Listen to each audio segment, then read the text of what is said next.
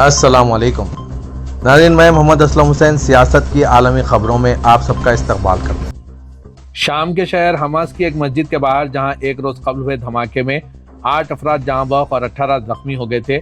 आज हफ्ते के रोज बारिश और सर्दी के बावजूद सैकड़ों सोगवार जमा हुए। ये हुजूम वादी ज़हब नामी मोहल्ले में वाक़ इमाम अली इब्न अबी तालिब मस्जिद के पास इकट्ठा हुए, जहाँ की आबादी ज़्यादातर अलवी अक़लियत पर मुश्तमिल है। यहाँ से सोगवारों ने काफिलों की सूरत में रवाना होकर जाँ बहक हुए अफराद की तदफीन की।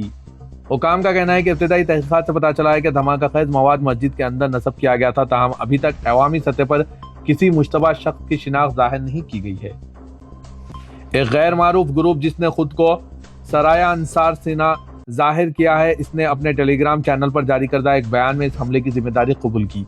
बयान में इशारा दिया गया है कि इस हमले का मकसद अलवी फ़िरक़े के लोगों को निशाना बनाना था, जो कि अहले तशी की एक शाख है और जिन्हें सख्तगैर इस्लाम पसंद समझा जाता है। इस ग्रुप ने इससे कबल जून में हुए एक खुदकश हमले की जिम्मेदारी भी कबूल की थी, जिसमें एक मुसल्लह शख्स ने दमिश्क के मज़ाफ़ात में वाक़े दौलिया के एक यूनानी ऑर्थोडॉक्स चर्च में फायरिंग की थी और फिर इतवार की इबादत में मसरूफ लोगों के दरमियान एक धमाका किया था, जिसके नतीजे में 25 अफराद हलाक हुए।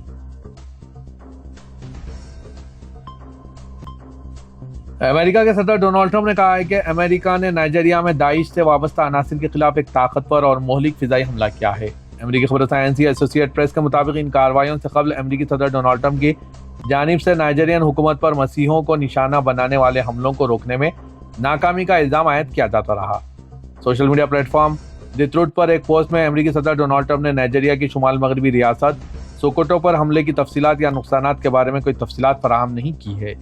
अमेरिकी महकमा दिफा के एक ओहदेदार ने नाम जाहिर न करने की शर्त पर AP न्यूज़ को बताया है कि अमेरिका ने यह कार्रवाई नाइजीरिया के साथ मिलकर की और इनकी मंजूरी अबूजा ने दी थी। नाइजीरिया की वजारत खारजा का कहना है कि इस ताउन में इंटेलिजेंस का तबादला और स्ट्रैटेजिक राब्ताकारी शामिल थी, जो बैनुल-अक़वामी कानून, खुद मुख्तारी के बाहमी एहतराम और इलाक़ाई व आलमी सलामती के मुश्तरका अज़्म के मुताबिक है। अमेरिका में बर्फानी तूफान की वजह से क्रिसमस की तातीलात में 1500 से ज़ायद परवाजें मनसूख कर दी गई है। अमेरिका में शदीद सर्द मौसम और आज बर्फबारी के बाद फिजाई सफ़र बुरी तरह मुतासिर हो गया है। 1500 से ज़ायद परवाजें मनसूख कर दी गई। फ्लाइट ओवर वेबसाइट के मुताबिक 1119 परवाजें मनसूख और 4000 परवाजें ताख़ीर का शिकार हुई। न्यूयॉर्क और शिकागो के हवाई अड्डा फ्लाइट ताख़ीर के बदतरीन मराकिज़ में शामिल है। हुक्काम ने वार्निंग देते हुए कहा है कि क्रिसमस की छुट्टियों से वापसी पर सफ़र इंतहाई खतरनाक हो सकता है। नेशनल वेदर सर्विस की जानिब से मिडवेस्ट और शुमाल मशरिक़ में तूफ़ानी बर्फबारी की वार्निंग जारी कर दी गई, जबकि न्यूयॉर्क शहर में विंटर स्टॉर्म वार्निंग नाफिज कर दी गई। महकमा मौसमियात के मुताबिक न्यूयॉर्क में रात के वक्त शदीद बर्फबारी मुतवक्किल है, जबकि हफ्ते के अख्ताम पर दर्जे हरारत में नुमाया कमी और शदीद सर्दी की पेशगोई भी की गई है। कौमी महकमा मौसमियात ने बताया कि दिन के वक्त अजीम झीलों के इलाके में बर्फबारी हो रही है, जबकि बर्फानी तूफान शुमाल मशरिक़ की जानिब बढ़ रहा है। हुकाम ने मुसाफिरों को सड़कों पर सफर के दौरान एहतियात बरतने की हिदायत दी है। गाजा से एक दिल को छू लेने वाली और रोंगटे खड़े कर देने वाली वीडियो सामने आई है, जिसने दुनिया भर में लोगों के दिलों को मुतासिर कर दिया है। शदीद बमबारी, भूख, मुहासरा और तबाही के बावजूद गाजा के अवाम का ईमान कमजोर नहीं पड़ा है।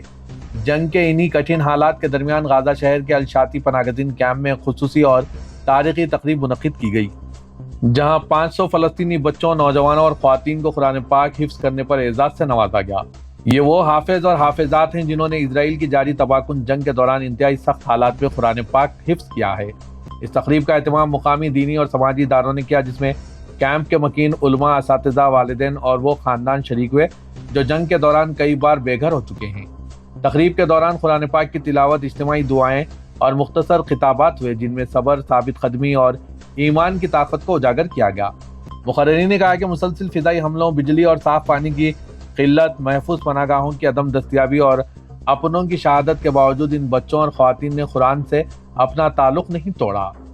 शुरका ने बताया कि कई बच्चों ने खैमों, तबाहशुदा घरों और आर्जी पनागाहों में कभी मोमबत्ती की मध्यम रोशनी में और कभी सिर्फ याददाश्त के सहारे कुरान पाक हिफ्ज़ किया है। जंग के दौरान गाजा की मसाजिद, मदरसों और तालीमी इदारे बड़े पैमाने पर तबाह हो गए हैं, लेकिन रज़ाकाराना कोशिशों और घरेलू ताउन के जरिए तालीम और हिफ्ज़ कुरान का सिलसिला जारी रखा गया।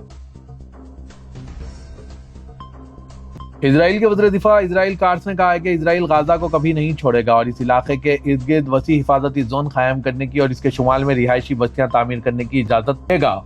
ایک تربیتی کانفرنس سے خطاب میں کارس نے کہا کہ اسرائیل غازہ میں مستقل موجودگی برقرار رکھے گا اور وسیع حفاظتی بفر زون قائم کرے گا۔ کارس نے رواں ہفتے کے آغاز میں شمالی غازہ میں آبادکاری سے متعلق بھی اسی نوعیت کے بیانات دیے تھے۔ اسرائیلی میڈیا کے مطابق یہ بیانات امریکہ کی ٹرمپ انتظامیہ کی ناراضگی کا سبب بنے ہیں اور اس ناراضگی نے کارس کو اپنے بیانات جزوی طور پر واپس لینے پر مجبور کیا۔ کارس نے کہا کہ وقت آنے پر شمالی غازہ میں منظم شکل میں ناحل تھانہ قائم کرنا ممکن ہوگا۔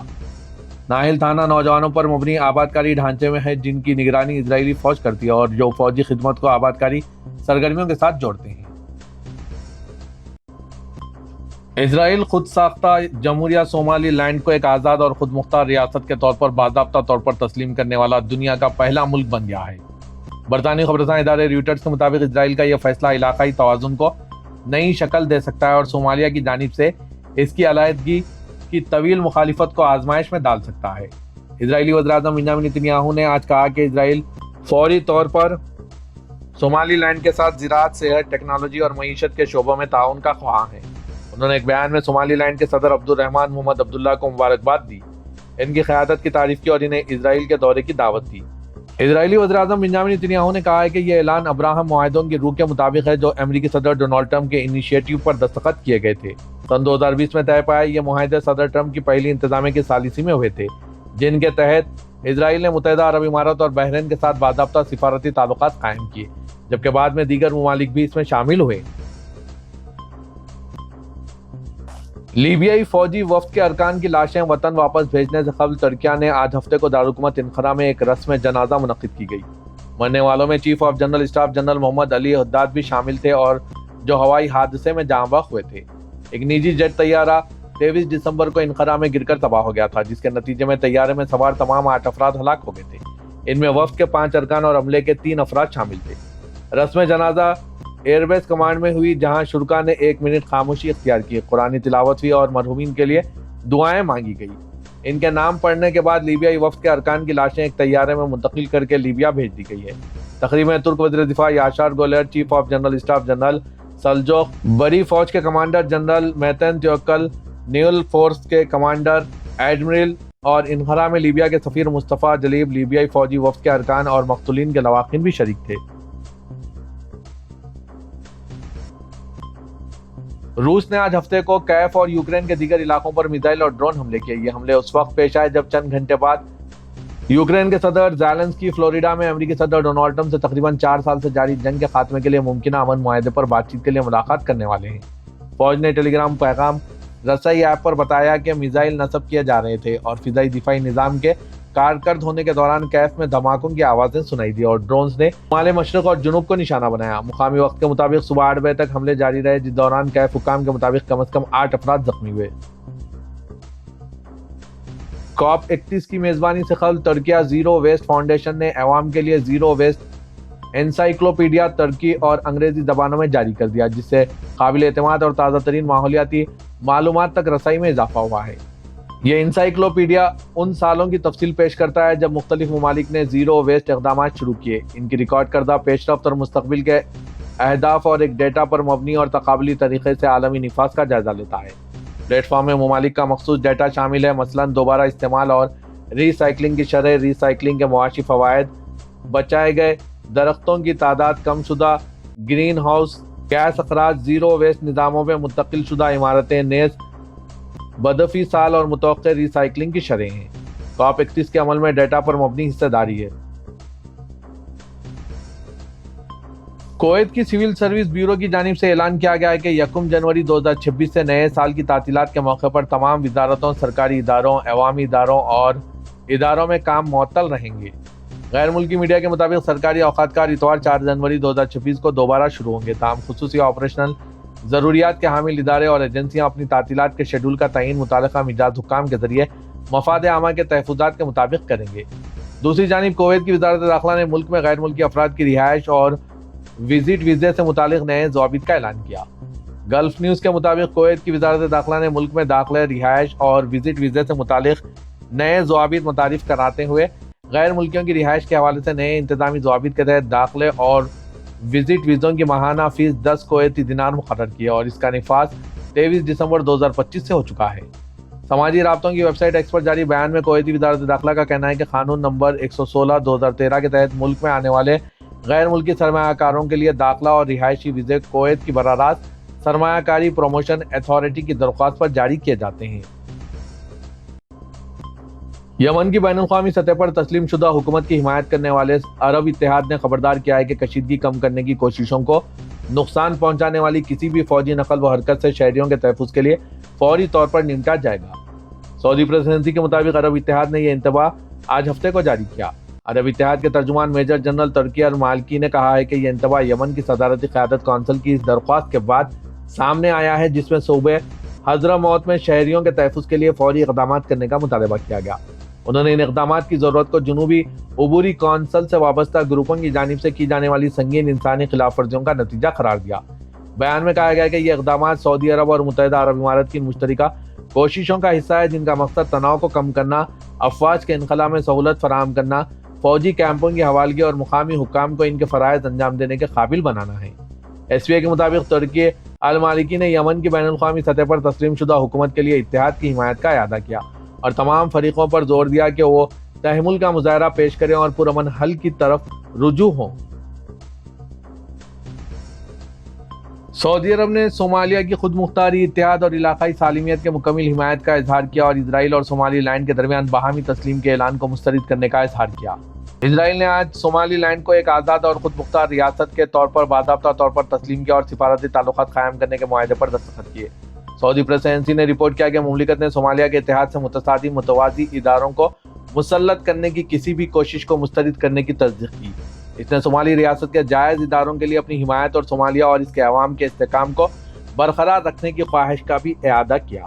صومالی لینڈ جس نے 1991 میں صومالیہ سے آزادی کا اعلان کیا تھا، کئی دہائیوں سے بین الاقوامی سطح پر تسلیم کیے جانے کے لیے کوشش کر رہا ہے، جو گزشتہ سال اقتدار سنبھالنے کے بعد سے صدر عبدالرحمن محمد عبداللہ کی کلیدی ترجیح ہے۔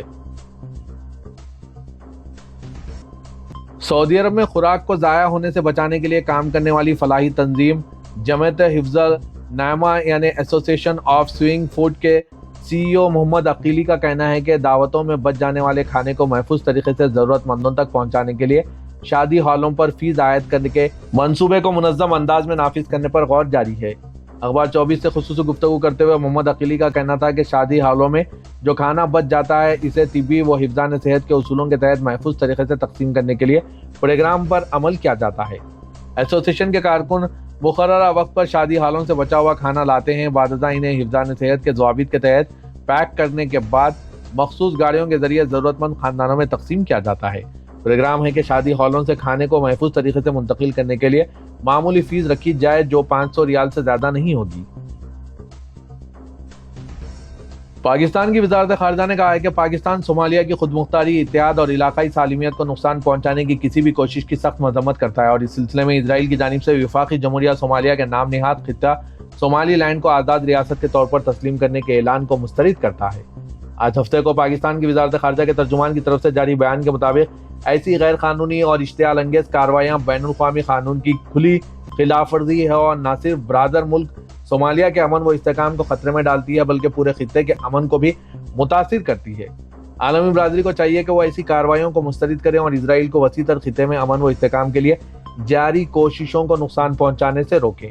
مزید کہا گیا کہ پاکستان جمہوریہ صومالیہ کی خود مختاری، اتحاد اور علاقائی سالمیت کے ساتھ ساتھ ملک میں دیرپا امن و استحکام کے حصول کے لیے کی جانے والی تمام کوششوں کی مکمل حمایت کا اعادہ کرتا ہے۔ بنگلہ دیش کی موجودہ صورتحال کسی بھی جمہوری ملک کے لیے اچھی بات نہیں۔ شیخ حسینہ کے ملک چھوڑنے کے بعد سے ہنگامہ برپا ہے۔ محمد یونس کو عبوری حکومت سنبھالنے کے بعد سے اقلیتوں خصوصاً ہندوؤں کی حالت زار کسی سے ڈھکی چھپی نہیں ہے۔ دوسری طرف طارق رحمان بھی 17 سال کی جلاوطنی کے بعد بنگلہ دیش واپس پہنچ گئے ہیں۔ ملک کے کئی حصوں میں پرتشدد مظاہرے، اقلیتوں پر حملے اور ہجومی تشدد کے واقعات رپورٹ ہو رہے ہیں۔ اس سب کے درمیان خالدہ ضیاء کی پوتی زائمہ رحمان نے حال ہی میں بنگلہ دیشی سیاست میں ہلچل مچا دی ہے۔ انتہا پسند طلبہ رہنما عثمان شریف ہادی کے حالیہ قتل نے صورتحال کو مزید سنگین کر دیا۔ مظاہرین جو اس کے لیے انصاف کا مطالبہ کرتے ہوئے سڑکوں پر نکلے انہوں نے کئی مقامات پر تشدد، توڑ پھوڑ اور آتش زنی کا سہارا لیا۔ اس واقعات نے نوبل انعام یافتہ محمد یونس کی قیادت میں عبوری حکومت کے لیے ایک اہم چیلنج بنا دیا ہے۔ شیخ حسینہ حکومت کے خلاف پرتشدد طلبہ تحریکوں کی حمایت سے برسر اقتدار آئی یہ عبوری حکومت اب اسی تشدد پر قابو پانے کی جدوجہد کر رہی ہے۔ دارالحکومت ڈھاکہ سمیت کئی شہروں میں امن و امان برقرار رکھنا انتظامیہ کے لیے مشکل ثابت ہو رہا ہے کہ عوام پر مکمل پابندی کا مقصد اپنے فائدے کے لیے تھا، لیکن اس کا فائدہ BNP اور خالدہ ضیاء کے دھڑوں کو ہوتا نظر آ رہا ہے۔ رئیس ناخواہ امتداد نے تشویش کا اظہار کرتے ہوئے عبوری حکومت پر زور دیا ہے کہ وہ منصفانہ انتخابات کو یقینی بنائے اور ووٹرز کے حقوق کا تحفظ کریں۔